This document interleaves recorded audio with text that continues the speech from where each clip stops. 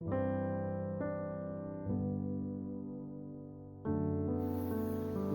to the Global Health Science series, the study series. Today we are talking about psychiatric emergencies. Now you realize that psychiatric emergencies are divided into two. We have the emergency and the psychiatry.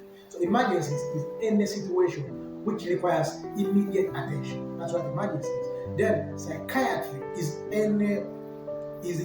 a branch of medicine that is dealing with the diagnosis, treatment, and the understanding of mental state of a human being, of course, including the emotional and the behavioral disorders, psychiatry. So if you combine the two, you realize that psychiatric emergencies is any situation which puts the life of the patient, the life of the health workers, and the life of the community at danger.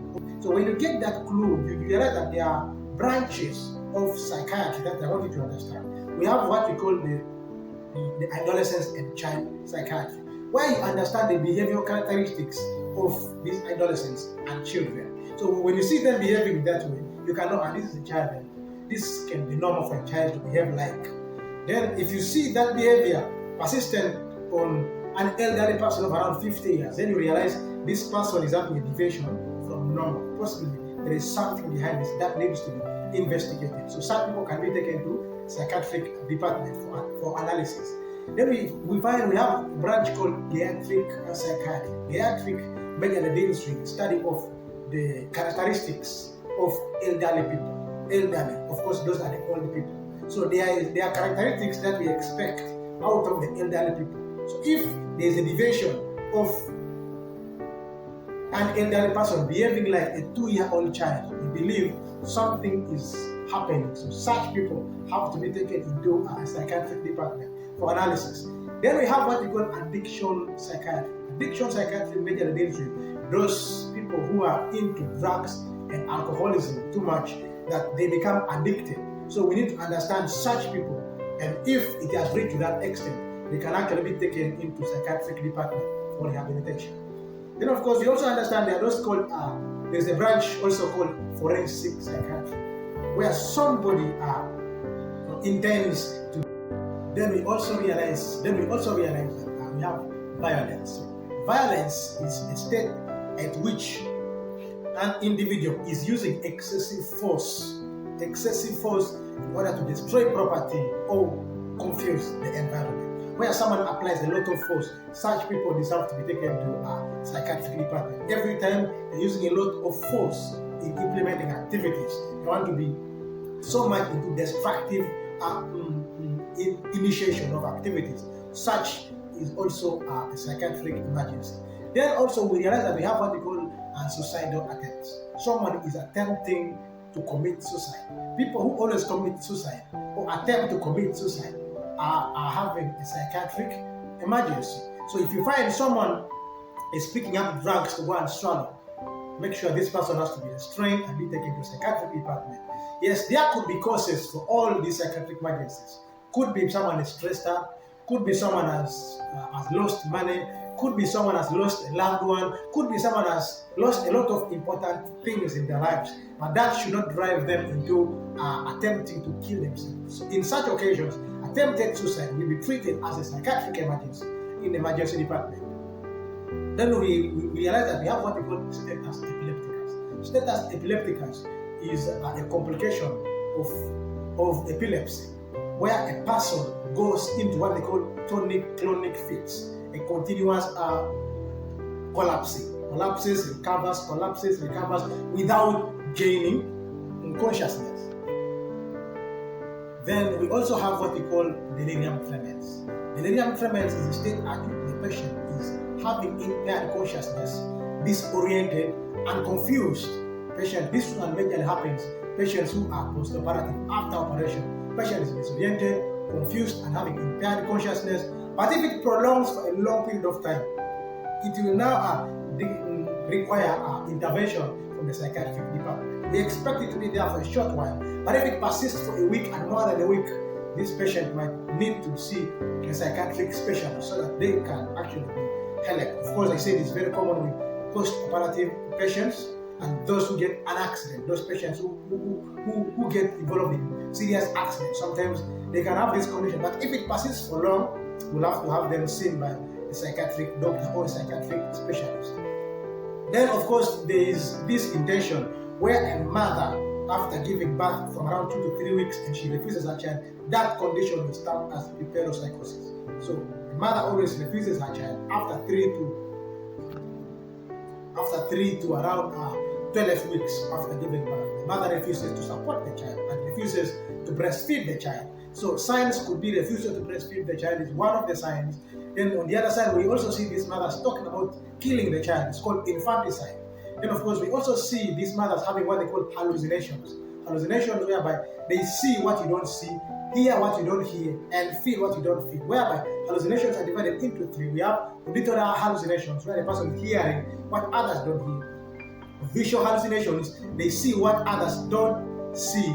Then of course we have what they call tactile hallucinations, where they feel like something is happening to them, which is not happening. Maybe someone is touching them, someone is greeting them, someone is talking to them around them. That is what we call tactile hallucinations. Very common with these mothers. Then we also go to what we call severe depression. So severe depression is a psychiatric emergency. How? Severe depression is majorly characterized by isolation.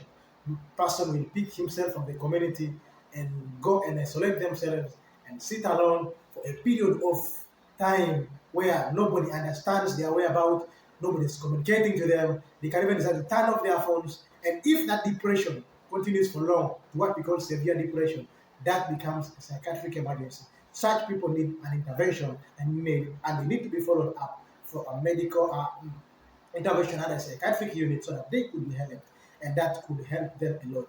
Then we also have what we call the catatonic stupor.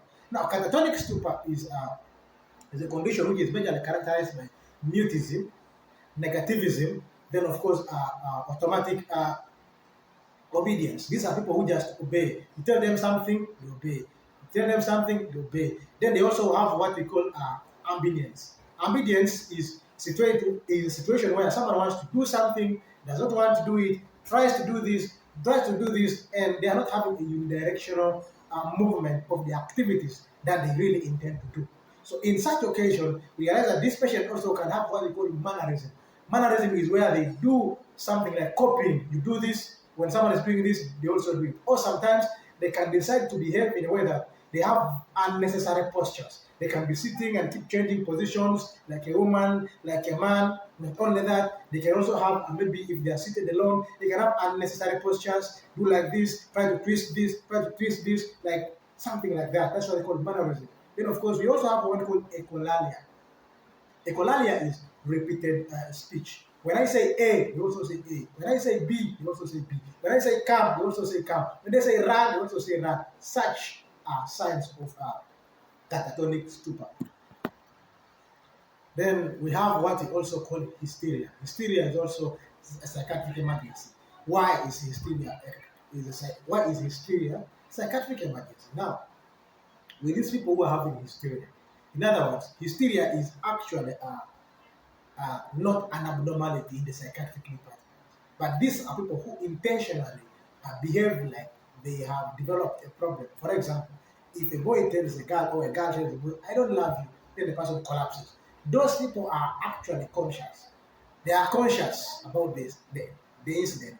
The only thing is they will feel ashamed to gain consciousness when no medical intervention has been done. They can actually go into starvation because the time they collapse, they don't want to get back to normal.